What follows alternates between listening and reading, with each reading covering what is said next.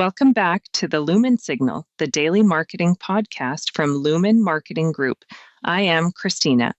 And I am Evan. Today we are continuing the website clarity thread from our last episode.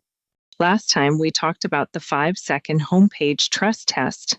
What do you do? Who do you help? Where do you serve? Why should someone trust you? And what should they do next? Today we are taking that one click deeper. The service page. Because once someone understands the homepage, they usually need one more thing before they contact you. They need to know if this specific service is right for them. Exactly. And this is where a lot of businesses lose people quietly. Not because the business is bad, Not because the service is weak. but because the service page makes the buyer guess. That is the line for today.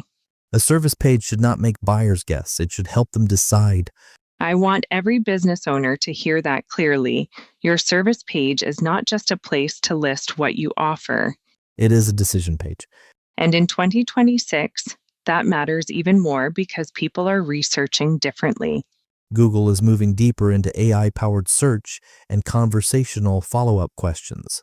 Gartner has reported that consumers are asking more specific, more question-based, and more conversational searches.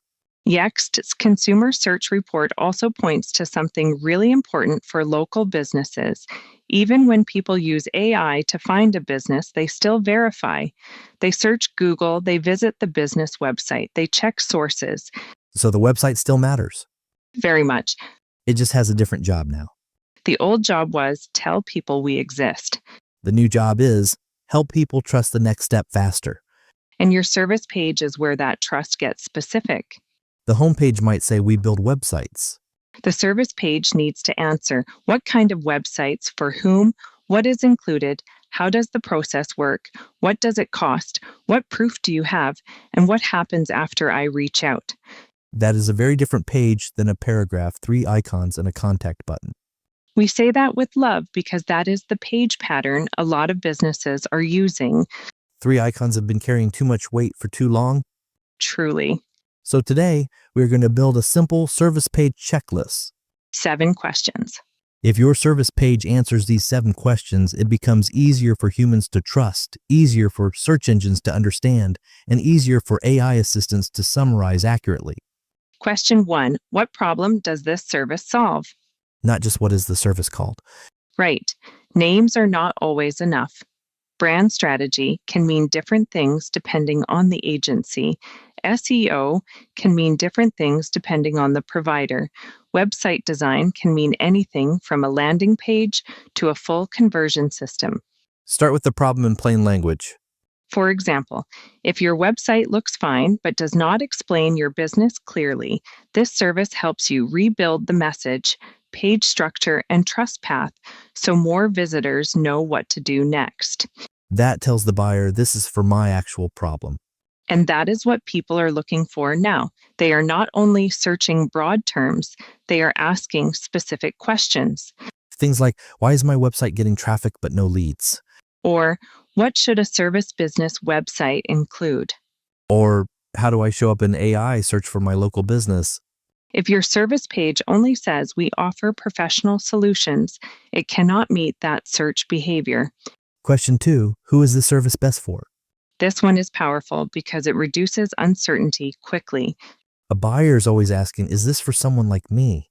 For a local business, that might sound like this is for Edmonton area service businesses, founders, and small teams that need clearer messaging, stronger local visibility, and a website that supports real leads.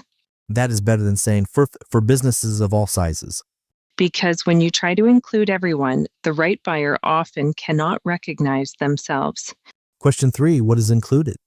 This is where service pages get vague fast. They say strategy, support, optimization, and implementation. Which may all be true. But the buyer still does not know what they're getting. So name the components: discovery call, messaging review, keyword and question research, page structure, copywriting, design direction, Google Business Profile alignment, FAQ planning, launch support. You do not have to reveal every internal step. But you do need to give enough shape that the service feels real. A specific service is easier to trust than a mysterious one. Question 4, what does the process look like? This is one of the best ways to calm a buyer down before they contact you. Because a lot of hesitation is not about whether they want help. It is about what happens next. Do I have to book a call? Do I need all my content ready? How long does this take? Will someone explain the steps? Am I going to be sold something I do not understand? A simple process section can answer that. Step 1, we listen and audit what is already there. Step 2, we map the buyer questions and service page structure. Step 3, we write or refine the page so the offer, proof, and next step are clear. Step 4, we review, publish, and track what people do next. That is not complicated. But it gives the buyer confidence. Question 5, what proof reduces risk? Proof is not just a nice review tucked near the bottom. Proof is part of the decision. This can be reviews, project examples, screenshots, before and after messaging, case studies, client industries, years of experience, certifications, or a clear explanation of how you work. And the proof should match the service. If the service's website strategy, show a website result or a messaging improvement. If the service is local SEO, show visibility signals, Google business profile work, review growth, or local content examples. If the service is brand storytelling, show before and after clarity. Generic proof is better than no proof. But specific proof is much stronger. Question 6, what should someone expect about pricing or scope? This is the part some businesses avoid completely. And I understand why. Pricing can depend on scope, timeline, market, complexity, assets, and how much support is needed. But no pricing context can create its own problem. The buyer may assume it is too expensive Or too cheap. or too unclear. And then they leave instead of asking. You do not always need to publish exact pricing, but you can give a starting range, a package structure, or a sentence explaining what affects scope. For example, most projects are scoped after a short discovery call because the right plan depends on page count, content needs, integrations, and launch timeline. Or, this is usually best for businesses ready to invest in a full service page rewrite, not a quick headline edit. That helps people self-select without feeling lost. Question 7, what is the best next step? This sounds obvious, but it is often the weakest part of the page. A service page should not end with a vague "contact us" if the buyer needs more direction. Give them a next step that matches the service. Book a discovery call. Request a quote. Ask a service question. View recent work. Start with a service page audit. The button should feel like the natural continuation of the page. And if the service has different readiness levels, use 2 paths. Main path, book the call. Lower pressure path, see examples or ask a question. That is especially helpful for businesses with longer buying cycles. Now let us connect this to AI search and AEO without making it complicated. Please. The goal is not to write a weird page for robots. Thank you. The goal is to make the truth of your service easy to understand. For humans first. And for the systems that help humans discover and compare options. Google's FAQ documentation is a good reminder here. If you use FAQ content, the questions and answers need to be visible on the page, not hidden in code, not invented for markup, actually helpful. So if buyers keep asking, how long does it take? Put that on the page. If they ask, do you work with businesses outside Edmonton? Answer it. If they ask, can you help if my website is already built? Answer it. If they ask, what do I need before we start? Answer it. Those questions are not interruptions. They are content strategy. Exactly. They show you what the page needs to say. Here is the simple service page structure we would recommend. Start with a clear headline, the service, the audience, and the outcome. Then a short section on the problem this solves. Then what is included. Then who it is best for. Then the process. Then proof. Then FAQs. Then a clear next step. And the order can shift depending on the service, but those ingredients matter. For example, a high-trust service may need proof earlier. A complicated service may need process earlier. A local service may need service area and availability earlier. A premium service may need fit and scope earlier. This is where Lumin's approach is practical. We are not trying to make every business sound the same. We are trying to make each business easier to choose for the right customer. Let us give a quick before and after.